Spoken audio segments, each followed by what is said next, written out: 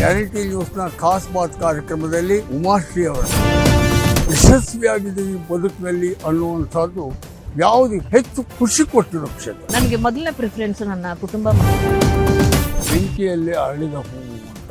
ಹವ್ಯಾಸಿ ರಂಗಭೂಮಿಲಿ ಕಲಾವಿದರು ಯಾವತ್ತು ಬರ್ಲಿಲ್ಲ ಅಂತಂದ್ರೆ ಸಿಗ್ಲಿಲ್ಲ ಅಂತಂದ್ರೆ ಅವ್ರೇನ್ ಮಾಡ್ತಾರೆ, ನನ್ನ ಅಲ್ಲಿಂದ ಕರ್ಸ್ಬಿಟ್ಟು ದುಡ್ಡು ಕೊಟ್ಟು ಪಾರ್ಟ್ ಮಾಡಿಸ್ಕೊಳ್ಳೋರು. ಮನೆವರೆಗೂ ಗಾಡಿ ತಂದು ನಿಲ್ಸಿದ್ರಳು, ಯಾರ್ದೋ ಗಾಡಿ ಇದು. ನಿನ್ನ ವಿದ್ಯಾಭ್ಯಾಸ ಏನೋ?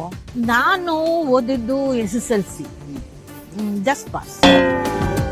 ನನಗೊಂದು ವ್ಯಕ್ತಿಯ ಜೀವನದಲ್ಲಿ ಒಂದು ತಿರುವು ಕೊಟ್ಟವರು ಅನ್ನುವಂಥ ನಿರ್ದೇಶಕರು ಯಾರು? ಚಿತ್ರರಂಗಕ್ಕೆ ಬಂದದ್ದೇ ಬಹಳ ಆಕಸ್ಮಿಕ ಅಂತಾನೆ ಹೇಳ್ಬೋದು. ಈಗಲೂ ನಿನಗೆ ಒಡಲಾಳ ಸಾಕವ್ವ ಇಷ್ಟನೋ ಅಥವಾ ಚಲನಚಿತ್ರದ ರಂಗದ ಯಾವುದಾದ್ರೂ ಒಂದು ಪಾತ್ರ ಇಷ್ಟ? ನಂಗೆ ತುಂಬಾ ಒಳ್ಳೆ ಚಾಲೆಂಜಿಂಗ್ ರೋಲ್ ಅವಕಾಶ ಸಿಗೋ ರವಿಚಂದ್ರ.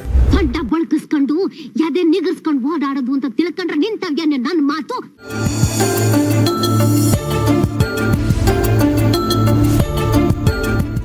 ಮಾಜಿ ಸಚಿವೆ ಹಿರಿಯ ನಟಿ ಉಮಾಶ್ರೀ ಜೊತೆ ಮಾಜಿ ಶಾಸಕ YSV ದತ್ತ ಎಕ್ಸ್ಕ್ಲೂಸಿವ್ ಮಾತು.